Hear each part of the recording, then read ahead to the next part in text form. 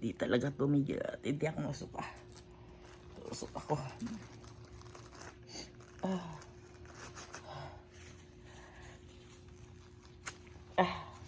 Following the signs, they say I'm getting closer. So ay guys, magsuob tayo ngayon. Medyo nilalagnat ako, parang ilang ano na. Hindi, medyo nilalagnat ako actually. Gawa sa sipon. Yung sipon, sobrang tigas ng ano ko. Kasi magsusuob tayo. Ito, nagpainit na ako ng ano.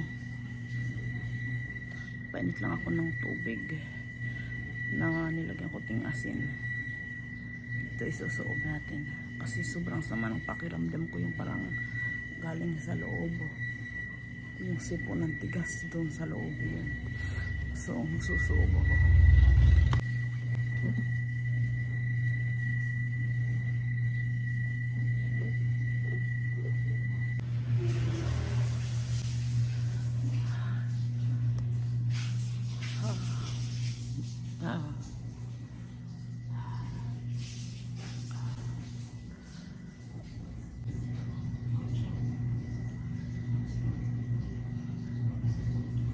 Yung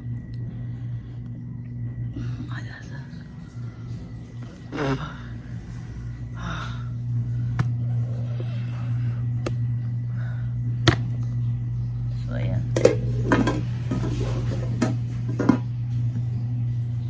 tapos na tayo nagsuob.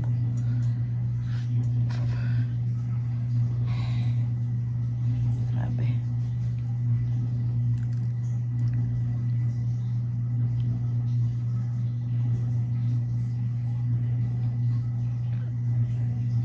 Para tayong nasa sauna lang, ganun. Sa sauna lang tayo. Kasi itong pakiramdam ko sa sipon sa loob ng katawan, ganun pakiramdam ko. Bingi, tapos parang yung lagnat ko sa loob. Ito ang busis ko to ganito. Parang yung lagnat ko, lakas sa loob. Yung ganun pakiramdam. Sama ng pakiramdam. Suob ako. Diyan ginagawa ko talaga to, nagsusuob ako. Kapag ako nagkakalagnat. Medyo humihina at ang resistensya ng katawan ko. Parang kapag may problema or sobrang stress ako, yun ang nagkakos, yung nagiging ganun, nagkakalagnat ako. Yun yung observe ko sa katawan ko twice ng ganito. Pag basta may sobrang na ano na ako, yung dinaramdam kong ganun, talagang lalagnatin talaga ako. Hindi ko alam bakit ganun. Which is na trauma na ako sa mga lagnat nito. Tapos ngayon gutom ako sobra. Nanginginig ako sa gutom. Naiinom muna ako ng ano. Alam ko kagabi nagmaylo ako anong oras. Gusto ko lang mainitan yung lalamunan ko. Gusto ko kumain ng noodles. Noodles na lang pala. Gusto ko lang sabaw. So ayun. Hi guys, kakain ako ng noodles. Balit lang ako ng damit. Basang basa yung damit nung ano. Bingi ako gano'n nung dyan na lang nararamdaman ako. Pero pangit na pangit pakiramdam ko yung loob ng katawan ko.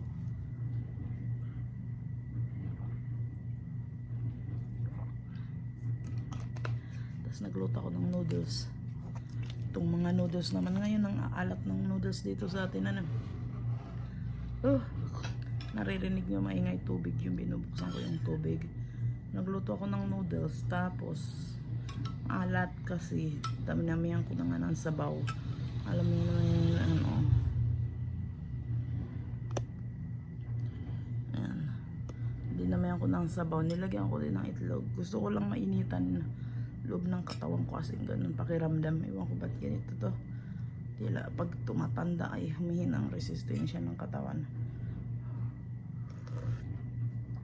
Init.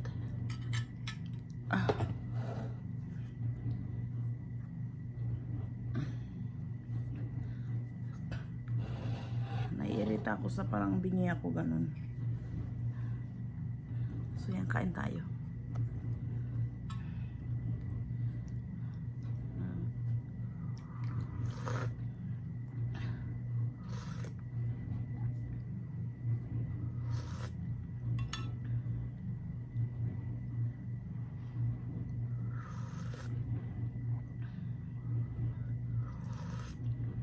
Itong mga noodles sa atin, grabe ang alat.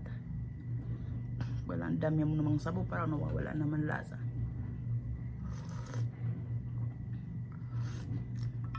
Chicken to. Gusto ko kumain ng sinigang na bangus. Maasim kasi walang bangus.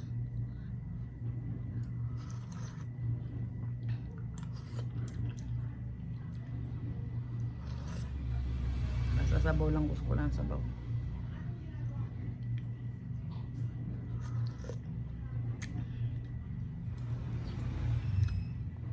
Pag naano ko, pag ako nagano, para ako matutumba. Oo nga, ba't ganito to? Ang sama nung sipon, ano? Ngayon.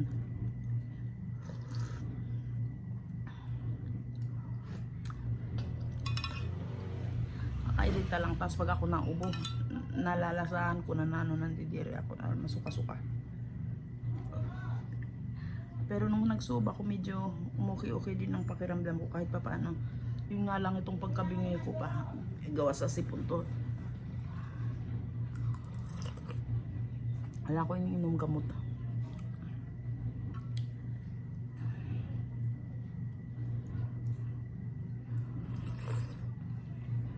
Malakas lang ako sa tubig.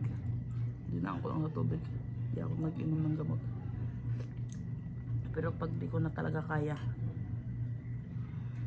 actually kagabi, mas worse ang naramdaman ko. Kahapon kasi di na ako nagpabili din ng gamot dahil para kaya naman. Tapos nung kagabi para naman nagsisi ako sa nagpabili lang ako ng gamot. Ganon. Pero kasi kung maaari ayoko kasi uminom ng gamot. Iwan ko nga ba't ako ganon. Ako meron ng gamot, dinaan ko na lang tubig. Malakas ako sa tubig. Ang nakakairita naman, paulit-ulit ako umiihi, paulit-ulit, met ihi, tulog ako ayun, ganun, tapos natulog ako madaling araw na sinumaga na. Nung kahapon natulog ako alas 4 nata, ganun, di ko mailagay ng anong katawan ko.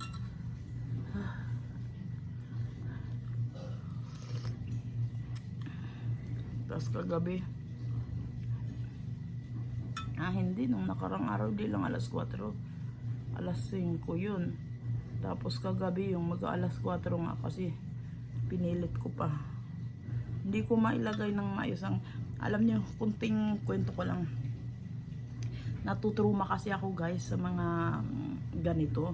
Nung 2021 ata, yung parang may COVID pa noon. Or kung ako hindi nagkakamali, nagkasakit kami. Hindi ko alam kung nagka-COVID ba kami dahil hindi naman kami hindi namin nalaman na hindi kami nakapag-swab o na hindi namin nalaman na kung positive ba yun or ano. Pero feeling ko siguro pag kami nagpa-swab mga ganun, feeling ko positive kami. Unang-una noon ay yung noon, di ba noong ay mahigpit pa noon pag pumupunta ka ng palengke, isang tao lang yung mga time na yun.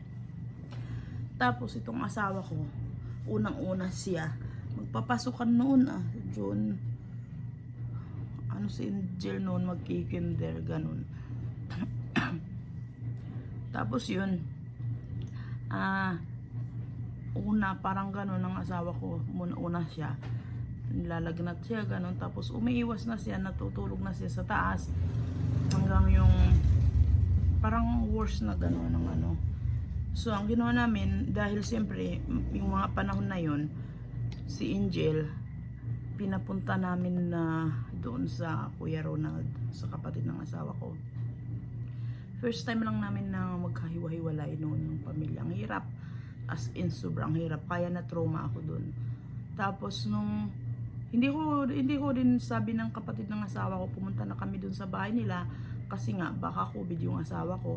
Ako, ibang nararamdaman ko din sa sarili ko. Alam ko magkakasakit ako pero tinatago ko. Ayoko malaman ng asawa ko na yung sobrang lala ng pakiramdam ko yung ganun. Ayoko paalam sa kanya. Tapos sabi ko sa kapatid niya, si Angel na lang ang papuntahin mo dito at yung mga bata, hindi ako pwede sumama kasi yung asawa ko wala din mag-aano sa kanya. Nagsusuob siya, yun ginagawa ko. Morning, afternoon, nag-iinit ako ng tubig yung ganun. Tapos nagsusuob, dinadala ko sa taas siya doon siya sa taas. Doon siya natutulog. Tapos ilalagay ko lang doon sa may taas ng hagdan. Dalawa kami, ako dito, ako sa baba, tapos siya sa taas. Tapos yung pagkain niya, ihahatid ko lang, magluluto ako. Hanggang dumating na sa point na hindi ko na kaya. Pero hindi ko sinasabi sa kanya.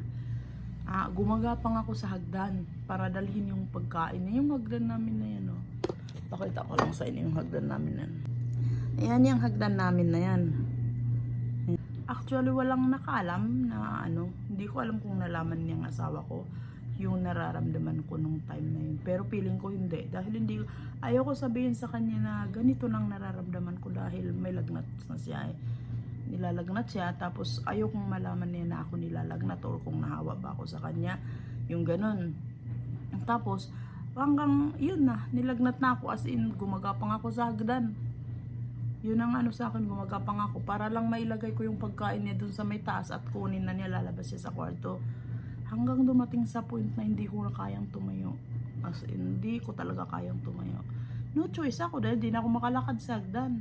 Kahit mga 2 hakbang lang ang ilalakad ko, hindi na ako makahinga, na-short ng hininga ko. So I think diba yun yung mga sabi ng COVID, ganon, na yun yung mga sintomas. Tapos yung pang-amoy, may pang-amoy kahit pa paano, konti, ganon. Hindi totally nawala yung pang-amoy, pero yung sa hinga, doon talaga ako na-short, di ako makagalaw. Yun ang problema ko, hindi ako makagalaw. Tapos parang, pagka pinilit ko ng ganon, halos himatay na ako. Ayun, tapos hindi niya alam, hindi ko malunok yung pagkain nung time na yun. Magsaing ako ng lapit lang nung saingan na to. Hindi ko kayang lakarin pumunta dun. Yun, yung ganon ka-worse yung namin nung sitwasyon. Pero hindi ko alam, tila hindi alam nila. Walang nakakaalam actually. Dahil ako ayokong sabihin sa kanila ganon yung nararamdaman ko. Ayaw ko silang mag-alala or ayaw ko silang, basta yung mga ganun. Gusto ko ako na lang, akin lang. Tapos hanggang yung, hindi ko na nga kaya magdala ng pagkain sa asawa ko. Tinix ko na lang siya, na-chat ko siya na, hindi, baka pwede bumaba ka na. Kasi nakakalakad naman actually siya, kaya lang nadoon siya sa taas. Dahil nga, iniiwasan namin na yung maglapit, ganun, magkano, yung bang magkahawahan. Mahirap na yung ganun. Pero hindi niya alam yung nararamdaman ko, as in sobrang hirap na. Hindi niya alam. Tapos hindi ko na kayang magluto nung time na yun. Hindi ako makakapagluto. Sabi ko sa asawa ko, sabihin mo sa kapatid mo, hingi kami ng tulong sa kuya niya. Hindi niya kayang sabihin yung mga ganun. So ako as in nahihiya ako actually. Kung maaari, hindi talaga ako nanghihingi ng mga tulong ng ganun. Pero no choice, hindi yun para sa akin, para sa kapatid, ay para sa asawa ko. So ang naisip ko na lang noon, hindi naman kung siguro yung para sa sarili ko, hindi ako manghihingi.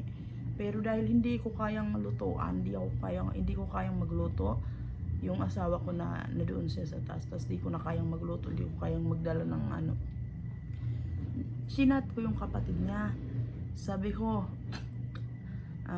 hindi ko makalimutan, nahihiya ako in sobra. Sabi ko, kailangan namin ng tulong. Sabi ko ganun.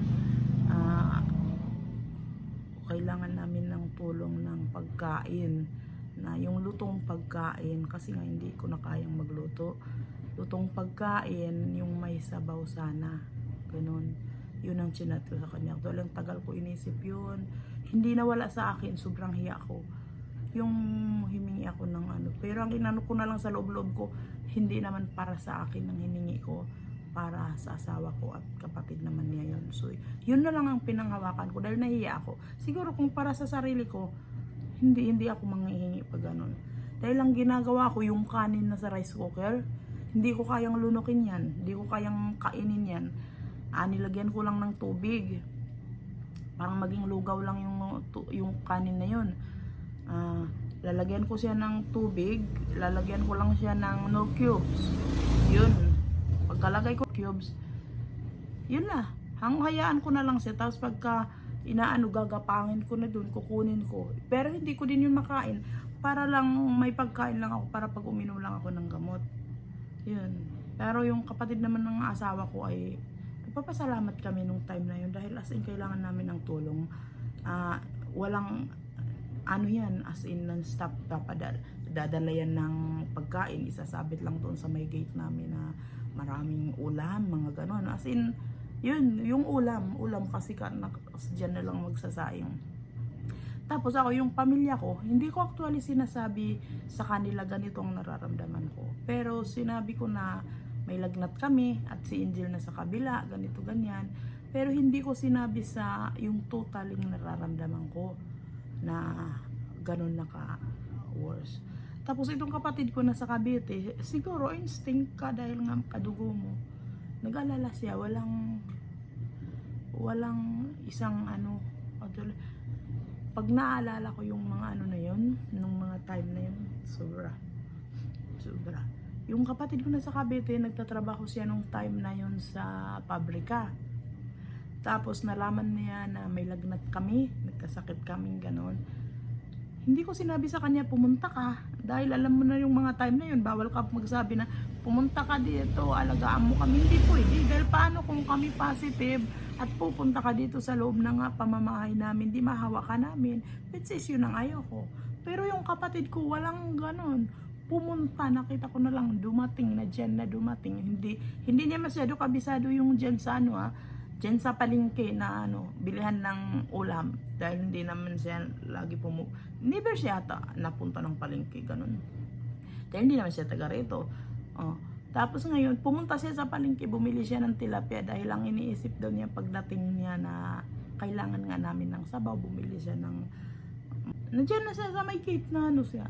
Tapos sabi ko sa kanya, huwag ka lumapit, yan ka doon siya sa may upuan na yun, natutulog ako dito, ako sa may dito upuan na to, dito ako natutulog, tapos siya doon naman siya sa yun lang, ganun lang tapos ako naka-face mask ako, sabi ko sa kanya mag-face mask ka, tapos yung mga damit namin na yung mga nilalanggam na ako actually dahil yung mga may orange diyan kalapit ko, hindi ko kaya yan ligpitin, wala as in total grabe yung yung naramdaman namin, kaya na-trauma ako noon pag nakakaramdam na ako ng parang ganyan lalagnatin, natutruma ako. As in, pumayat ako kami, actual ng asawa ko. Tapos yung worst noon, hindi talaga ako makatayo. Tapos pag ako natutulog na naggaganon ako. Hindi ko alam kung ba. Parang nasa short ng hininga. Tapos yung time na yun, alam mo yun, yung nagkasakit na kami noon ay ang pera namin 200 lang. Hindi ko makalimutan yun. Wala, as in, grabe. Tapos yung ate ko, umalis siya. May pasok siya sa pabrika Umalis siya, pumunta siya dito sa amin. Nasa Cavite siya, nasa pabrika siya nagtatrabaho. Iniwan niya yung trabaho niya, pumunta siya dito sa amin, dito sa Binangonan. Para lang alagaan kami na asawa ko. Walang isip na ba't ka pumunta dito paano kung COVID ito, walang ganun, di natakot as in pumunta dito. Yun, naglabas, ang laking tulong nung time na yun ng ate ko, di ko makalimutan actually. At yung kapatid ng asawa ko nung time na yun, as in grabe yung pagkain, papadalahan na kami, binibilihan na kami ng pagkain na ganun, luto na yan, basta lagi na lang may sabaw. Minsan pag siya pumapasok, bibilihan na lang kami ng ulam ganun, ng pagkain, papadala na lang sa tricycle dito, ipapahatid. Yun, ganun. Tapos na dito na ang ate ko, kapag may padala ng kapatid naman ng asawa ko, siya na ang kukuha doon. Yun, sila ang tumulong sa amin nung time na yun sa kailaliman ng aming, yung ganun, sobra kasi as in. Kaya yung mga as in, grabing trauma ko nung time na yun, as in na trauma ako. Sobra. Tapos papasalamat talaga ako sa mga tao na dyan na nung time na grabe yung Yung sa Kuya Ronald, as in, actually, yun, papasalamat ako. Kaya kung panood mo itong Kuya Ronald na itong video ko na to, yung time na humingi ako sa iyo ng chat ako, as in, nahihiya ako. Pero no choice ako para kay Rudy yun. So, at maraming salamat sa iyo. Yung panahon na as in, nasa kailaliman kami, natulungan mo kami. At gayon din sa ate ko. Kaya yung mga yun ang inaano ko, yung niloloko ba ko na yung ate ko, tinutulungan ko siya. Yun, dahil kung hindi nagpumunta dito ang ate ko, hindi ko alam kung paano kami makasurvive. Kahit nung dinadalan kami ng pagkain na sinasabit, hindi ko kaya kunin dyan sa may gate yung pagkain na, dahil hindi nga ako makalakad. Naka-steady lang ako, dapat ganun, nakahiga lang. Okay yung pakiramdam mo na masakit lang ulo mo, ganun, natutulog ka, nawawala ka, parang ganun sa ano mo. Pero pag pinatayo mo ako nun, mga 2 hakbang, hindi na ako makahinga. Ganun ang ano. Kaya pag umiihi ako, dinalan ako ng ate ko ng Arinola, dito lang mismo kalapit ng higaan ko. Para hahakbang na, ano na lang ako, bababa ko na lang, itatapon na lang niya. Pero kahit dinalahan ako ng Arinola, nahirapan pa rin ako. Pag iihi ako, hindi. Pero yung ganong nararamdaman ko, hindi ko sinabi sa kanila kasi ayoko silang mag-alala. Walang nakakaano, grabe. Kaya ako sigurado, positive. Ano kami nun, COVID nun.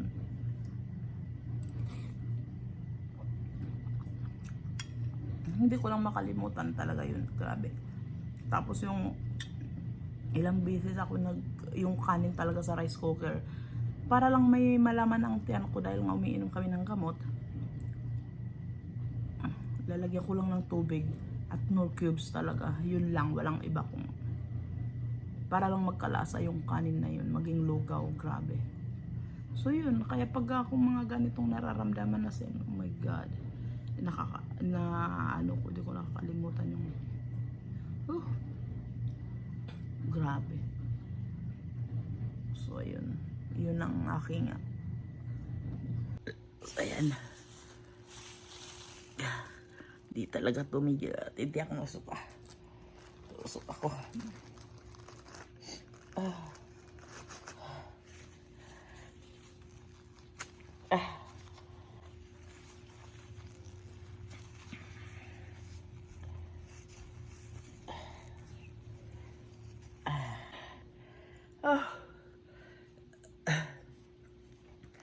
Kinain ko na, isuka ko rin.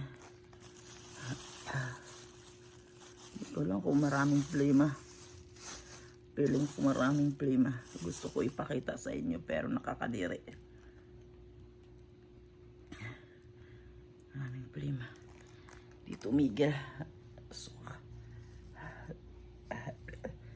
Tulog ko, nakaidlip ko lang.